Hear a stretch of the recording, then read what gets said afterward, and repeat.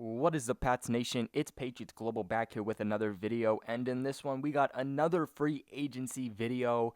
We've already talked about a couple of free agents. We've done some free agent targeting, and it's mostly been with wide receivers and tight ends because if you look at the Patriots' needs and you look at the Patriots' problems, these two were the biggest ones. But in this video, we are going to be talking about the top 5 wide receiver targets that the New England Patriots should look into heading into next season. Now, this video, I should say, is going to be filled with more of the bigger names, guys who are going to have more of a market than the lower tier guys, but also have proven talent and could 100% step into the Patriots system and make a difference. Now, later on, as free agency begins and gets closer, I'll be making a video on some more lower tier, lower under the radar guys in wide receivers that the Patriots could possibly look into. But for now, these are the top 5 guys that I think New England should look into.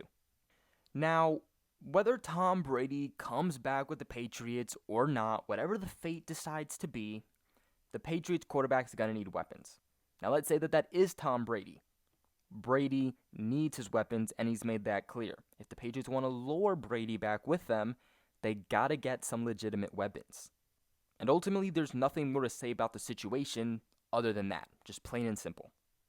Now, also a quick disclaimer, these guys, you'll probably already have heard me reference at least a couple of them, and as I'm sure a lot of you probably have looked into other articles online, follow some other Patriots pages on YouTube or Instagram or Twitter, so you probably have heard a good amount of these guys on their list, but this is my own list heading for the Patriots on my own professional list heading into free agency. So, in no specific order, the first one is going to be wide receiver A.J. Green. Now, we just recently talked about A.J. Green in a video where I talked about him and tight end Hunter Henry, so I'm not going to go as in-depth in this one as I will with the other ones because I already talked about him. So if you want to know more about him and my thoughts and all of that good stuff, I'll leave a link to that video in the description below. You can go check it out after this one. But funny enough, A.J. Green is actually the top wide receiver, at least as of now, that has been highly ranked back to the Patriots. I mean, when you're talking about the Patriots free agency, their targets, who should they look to sign? A.J. Green has been highly linked back to them. A.J. Green, of course, is a veteran in the NFL. He's 31 years old, so he is up there in height, but he definitely still brings a very explosive vibe and feel and presence to really any field that he is going to step on. He's also going to be a free agent that a good amount of teams will definitely look at, but not the best wide receiver on the market. Him sitting at 6'4", 210 pounds is really going to help the Patriots in every aspect. Let's remember that in the beginning of last season, the Patriots were going this route where they were building their pass catchers up to be very big. Okay, big bulky guys sitting at 6 foot or higher. Now, as the season went on, the Patriots lost that. Okay, they lost Josh Gordon. They didn't have Maurice Harris. Of course, they also traded Demaryius Thomas to the Jets right before the season. And really, we just saw how much the Patriots could use a big target. Okay, you can never have enough big targets on the field. It's always good to go bigger than it is smaller. Always trying to create as much mismatches for the opposing defense as much as you can. And let me tell you, A.J. Green is definitely a mismatch nightmare for defensive coordinators. And whether you're a guy that speaks on a player based on his stats or based on his highlight reel, either way, you can easily do nothing but speak very highly of A.J. Green because both his highlight reel and his stats consistently prove what he's made of. I mean, he's recorded over 1,000 yards on every single year except for one, and in that 1 year, he still recorded 964 yards.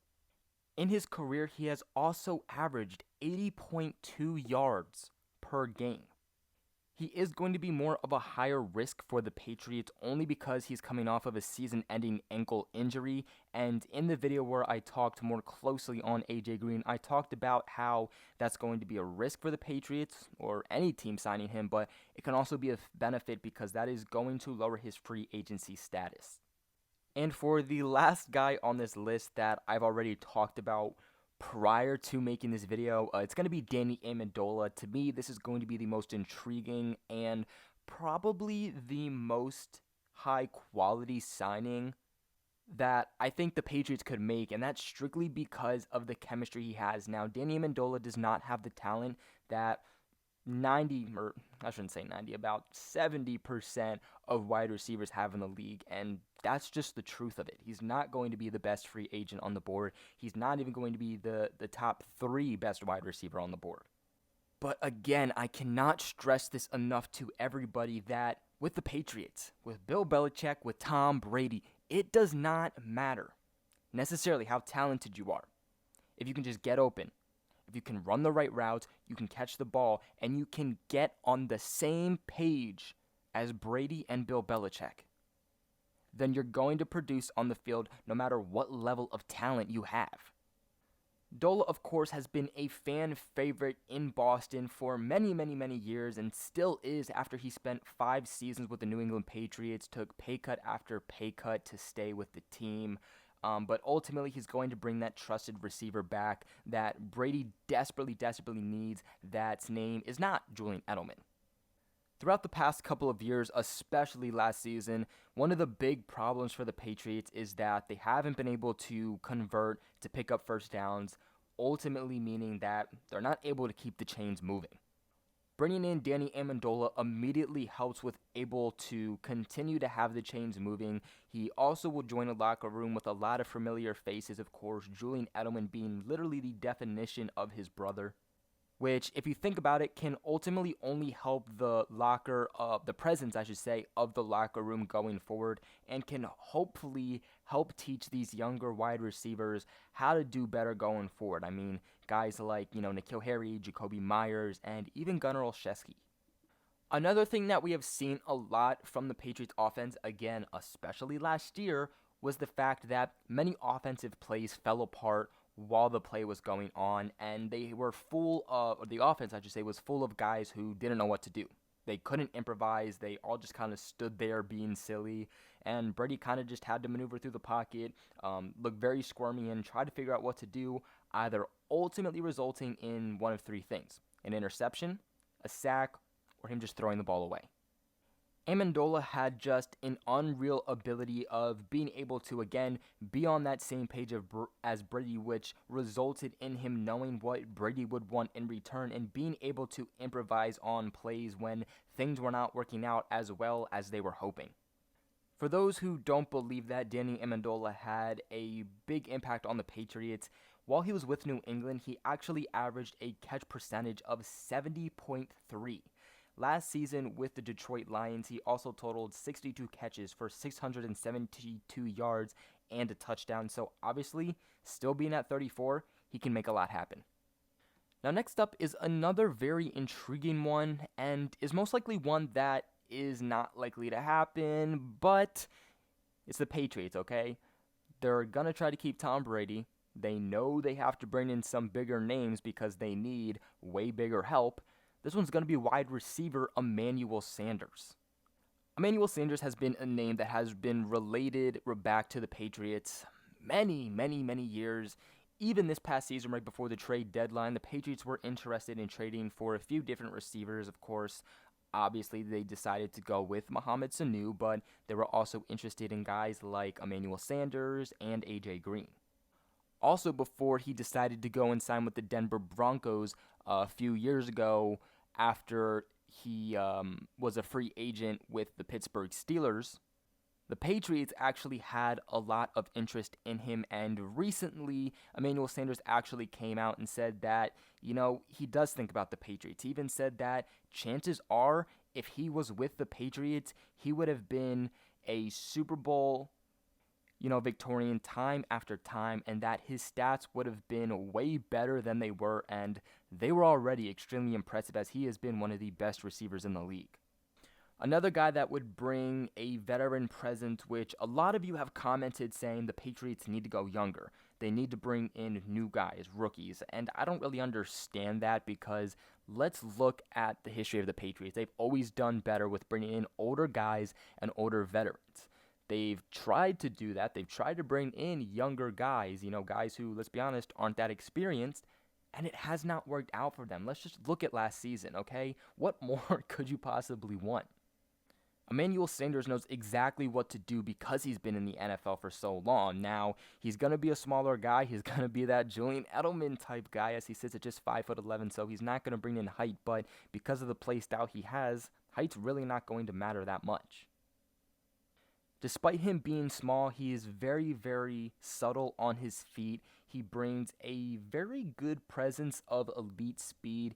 He plays a lot more in the slot than he does on the outside, so that's probably where you would see him with the Patriots if they went out and they decided to sign him. But he isn't only good in the intermediate routes, but he is also very good in the deep game, running down the deep routes, and we saw that even last season with the 49ers. And of course, Emmanuel Sanders was another guy who was traded last season right before the trade deadline, went from the Broncos to the 49ers, appeared in the playoffs and the Super Bowl with them, where he was able to pull in 36 catches for 502 yards and 3 touchdowns in just 9 games with them. Emmanuel Sanders also has no doubt that if he decided to stick with the Patriots rather than the Broncos, that he 100% would have been a Hall of Famer. This is going to be another very intriguing one because obviously Emmanuel Sanders always thinks about the Patriots. He's kind of reminiscing on, what would have happened if I was the Patriots? I could have been way better than I was, and obviously I'm pretty good now. Again, he's also 32 years old. He's getting up there in age. Who knows how much longer that he has in the NFL. Because he's a free agent, he gets to decide where he's going to go.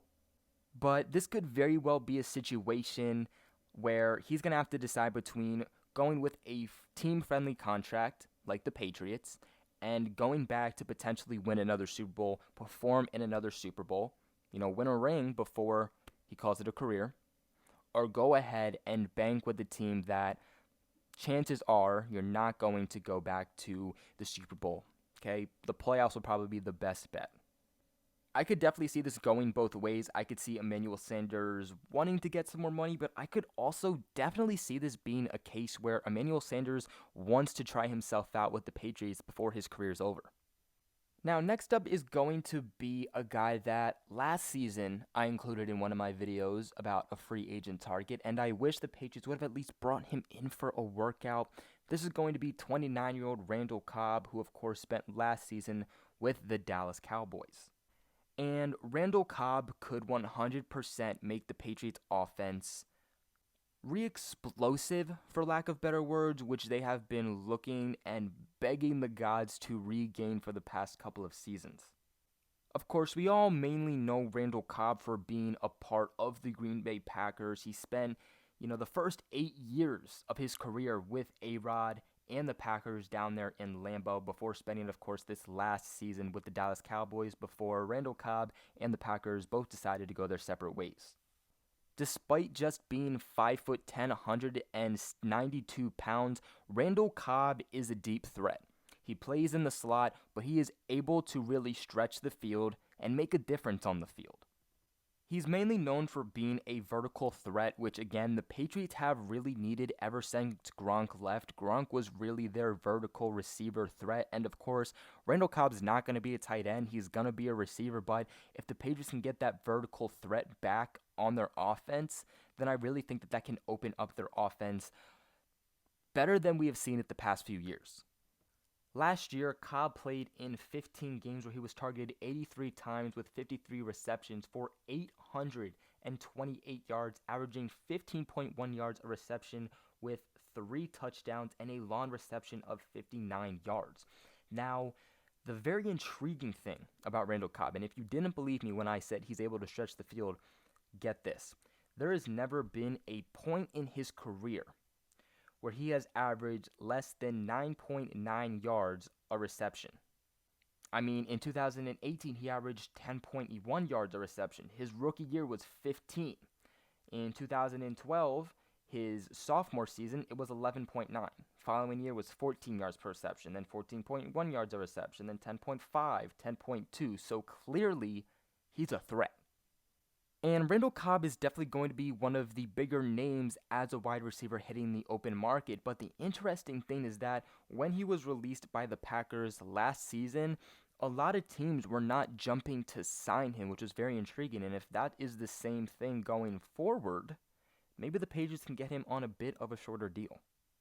And lastly is going to be the guy that really has it all, something that everybody really likes. He's going to be fast, he's going to be young, and he's going to be tall. This is going to be wide receiver Robbie Anderson, who is 26 and sits at 6'3", 190 pounds. Now, the sad part of this, and the reason that the Patriots are more likely not to get him and probably makes him the least likely on this list, is going to be money, okay? Anderson is going to want to cash out. He's going to go somewhere where he's going to get offered big money. And to be 100% honest, there's going to be teams that are going to definitely offer more than the Patriots are. Robbie Anderson has definitely been one heck of a wide receiver in the NFL. And he definitely has the ability to be one of the best wide receivers in the NFL. The sad part is that he's been with the New York Jets. Their quarterback situation has been less than lackluster the entire time that he's been with them, and because of that, he's fell under the radar, and he sadly has had a lackluster career because of them. Now, despite being a wide receiver for the New York Jets, he still pulled in 207 catches for 3,059 yards on 20 touchdowns. Another thing that he has going for him is that he is not injury prone at all. In fact, since joining the NFL, he's only missed a total of 2 games due to injury, and he's averaging 14.8 yards per catch. Anderson is still young. He's still in the prime of his career, so if the Patriots did want to put in the money's worth, they could sign him to a long-term deal and get that fast guy who can stretch the field, be a deep threat very consistently since, I would say, Brandon Cooks. The Patriots 120% need a player like Robbie Anderson, but again, money is going to be the biggest thing that is going to hold them back here. But that's going to be it for today's video. These are the top 5 wide receivers that the Patriots should target. Honestly, if they even get at least one of these guys, I'll be happy. But what are your guys' thoughts on my list? What are your guys' thoughts on these receivers? And is there any other receiver that I didn't talk about that you guys feel the Patriots should look into? If so, let me know in the comments below, and please make sure you guys like this video and subscribe. It really helps out with the YouTube algorithm, which it seems the past few months have definitely dropped. So please make sure you guys help me and help the channel out like you guys always do, so that we're able to make a lot more videos. Like always, thank you guys so much for coming into Patriots Global and checking out this video, and I will check you guys in the next one.